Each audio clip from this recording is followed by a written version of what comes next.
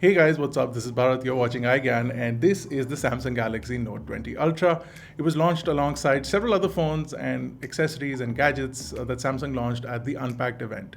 Now we've got hands-on with the Mystic Bronze color of the Note 20 Ultra, and I want to take you through some of the interesting things that I found out in using this device. So let's quickly get started.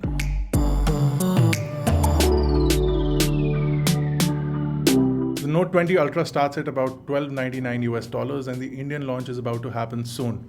As far as design is concerned, it's a really nice product. It's got a really nice display and it's got curved edges and the squarish design that Samsung Note devices have been known for, but it's more prominent in the Note 20 Ultra. The Mystic Bronze color is also nice because the bezel is nice and shiny and glossy. So is the S Pen, but the back is matte finish, which looks absolutely fantastic. Also going in line with some of the other devices we've seen from Samsung over the year. Now the front and the back have Gorilla Glass 7, and this is the first time around that Gorilla Glass 7 has come onto Samsung Note devices. And then you also have IP68 water and dust resistance, which is pretty standard with Samsung devices for a couple of years now. Now, one of the highlight factors of the Note 20 has always been the size of the display. In fact, if you think about it, phablets or large size displays were introduced by Samsung with the Note series. So the Note 20 doesn't sit back at all. In fact, it's one of the best displays that you can get in the market right now, and this display is absolutely gorgeous. And I've only had some time to deal with this phone, but in that time I can tell you that I've really enjoyed using this display. So if you want specs, it's a 6.9-inch display and it's called a dynamic AMOLED 2X display. It's got a 3088 by 1440 pixel screen, and it's also 120 Hz. Now, another interesting aspect of the display is the response time from the pen. Now, it was about 42 milliseconds to begin with in the previous generation of the Note, but this time around the S Pen registers at about 9 milliseconds, which is as fast as the Apple Pencil, which means that you don't notice any kind of latency when you're using the S Pen with the display. The overall experience is as good as using a real pen on a real piece of paper. It's that fast and your eyes can't make a difference in terms of the latency when it's 9 milliseconds. Now the Note 20 Ultra can get up to 12 gigabyte of RAM, which is the one we have over here, 256 gigabyte of storage, which can be expanded up to 1 terabyte by popping in a micro SD card.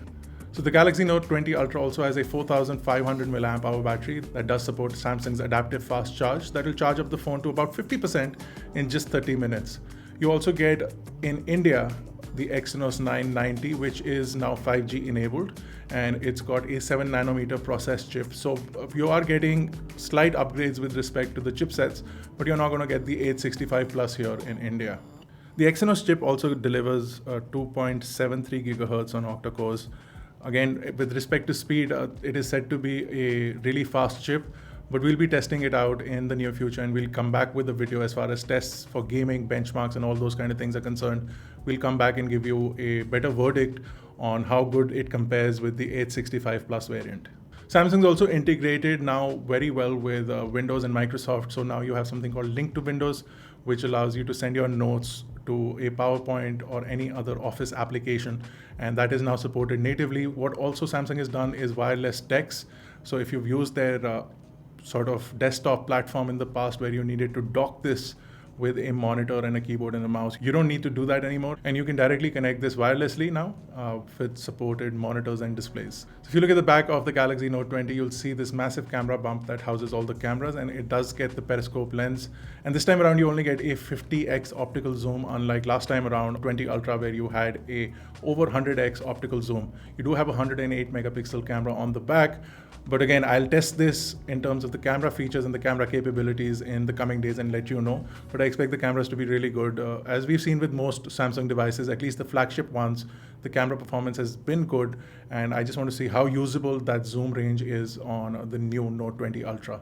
The front also gets a 10 megapixel camera with an f2.2 lens, but more stress is being given to video editing and video capture capability. So now the phone will capture 8K video, and you can do that on the Exynos chip as well. And they're also focusing on video editing on the device because they want creators to consider the Note 20 Ultra as an option for creating content on the go. So video editing, including 8K video editing on the device, is something that can be achieved with the new chipset, especially if you get the 12 gigabyte RAM variant.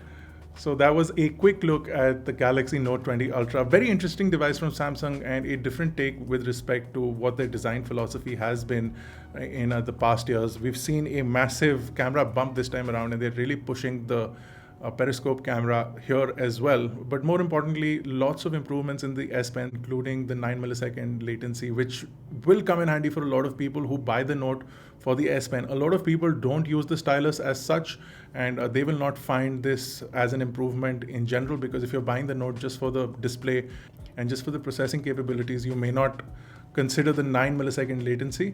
But here it will come in handy for a lot of people who do use the S Pen to take notes and do use the S Pen for everyday productivity. Now we'll be doing a full review of this device along with an unboxing and lots of other things in the future. So if you guys are interested, if you want to know something specific about the Note 20 Ultra, let us know in the comment section below, and we'll try and cover that up for you in a future video. This was a quick look, and if you liked the video, don't forget to smash the like button, hit the subscribe button if you're not already a part of Team iGyaan. This has been Bharat. I'll see you guys in the next one.